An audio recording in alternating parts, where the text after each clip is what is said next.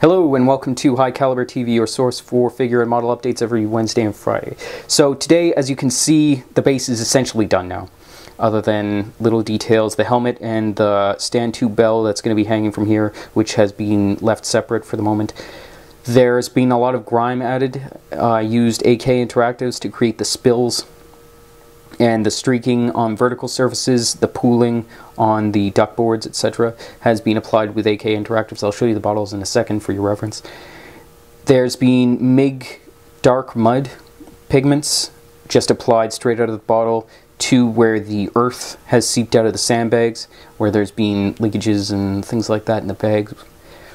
And especially around the bases of things like this and the mat here, where the muck from the outside of the trench would get flung in from explosions and stuff, and though they'd clear it out, it would, I mean, there'd still be garbage left all over the place. So on the horizontal surfaces, I added it sparingly here, and then there's some grime spilled here. Just, I didn't want to overwhelm the sandbags with extra grime, but I didn't want them to look clean either.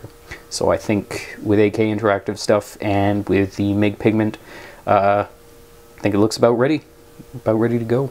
So the AK Interactives that I used were from their engine detailing set, which I actually bought for my next project, but I figured I'd give it a try.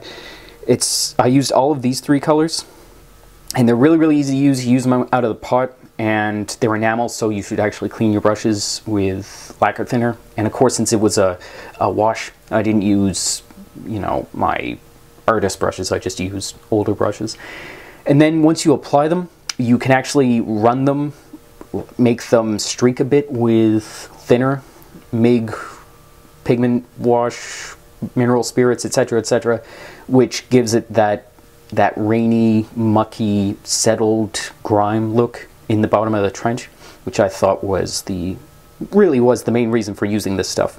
And it really does work. If you haven't checked out AK stuff, just pick up a bottle and give it a try on your next kit. They've got something for everything, so yeah. Now on to the next part. The barrel in the officer's weapon that I snapped off way back when, we're nearing completion, so I thought I'd get started on that step. This is the brass rod that I'm using as a replacement. It's already been primed with Mr. Metal Primer, and I primed it now so that when I go to test the diameter, the specific diameter of the brass rod replacement, in my bit measurement here, what you do is you go along and you find the point where it stops being able to fit, and then you find the point where it is able to fit, and then you go one up from that, which allows you to get it allows the glue to be able to get in around the bit, the replacement part, without having, you don't want too snug a fit basically, and you want to be able to actually set it in there and not have it just get caught on the outside of the hole. Once you drill the hole, you don't want to be drilling it twice, especially something this narrow. So let me show you what I mean here. This is the officer's carbine here. I have yet to drill the hole because I'm leaving that until the barrel is actually completed and the painting process is done.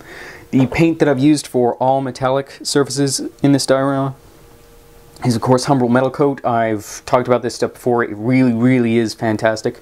You can polish it once it's dried, which is exactly what it sounds like. You just give it a bit of a scuff with a stiff Q-tip or something like that, or an old brush, and it makes it gleam. And so with that in mind, you can give that a wash once it's polished up, and it looks like metal basically, and it dries hard as a rock, which is going to help with this finicky replacement part. So here's the officer, the captain. He's not as far along as the sergeant. The sergeant is essentially done, save for the final oil wash and grime process. So as you can see, the flesh on this guy is not nearly, it's not complete yet basically. There's still a few steps left to go, but he's almost there. The sergeant, however, is essentially complete. Now, here's another life lesson for my fellow modelers out there. As I'm sure you're all well aware, the longer you leave a project uncompleted, the more likely you are to have minor breakages and things like that that just keep popping up for some reason. I don't know when this happened, but the metal strap connection here between the resin parts broke off at some point. And so I had to replace that, which slowed down the process because I had to wait for the metal primer to dry. So we're still waiting on that. His flesh is done. His hair's all finished. He's basically ready to go, except I need to dull down all his metal stuff, polish the Lien field, give it a wash, finish the wood, etc., etc. And then he's on to oil washes and the griming process, since he's, as you can see, quite clean at the moment. He's going to be quite filthy compared to the officer. I'm not going to be doing too much dirtying to the officer, just to show that, give it a little bit of character, like the officer has been staying in the reserve trenches or off the front lines, while this guy's been slogging it out in the front. I'm excited about finishing this diorama up, actually. I've been keeping my nose down, and I haven't even strayed or looked at any other projects, I swear, for the past couple of weeks. So it's very nearly done. I'm just working on getting everybody looking like they exist in the same universe. So the more grime that I add to the base, the more I need to keep in mind for filthying up the figures to make sure that they all look like they exist, as I said, in the same universe. Yeah, I'm really happy with the way this is turning out, and of course I love weathering things. It's, you know, it's just so much fun, and with all the new products from AK and MIG, you can really go to town. So yeah.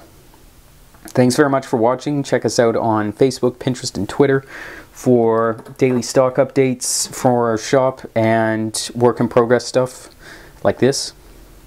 Check us out at highcaliberminiatures.com for Tommy's War, Live Resin Bravo 6, Alpine Evolution, Stalingrad, Mini Soldiers, D-Day miniatures, Manjin Kim. We've got so much stuff in the shop right now, and we're expanding again. So check us out there. We ship worldwide, etc. Please send me a message if you have any questions at all. I'm happy to talk about, you know, the kits you're working on or what have you, even if you're not specifically a customer.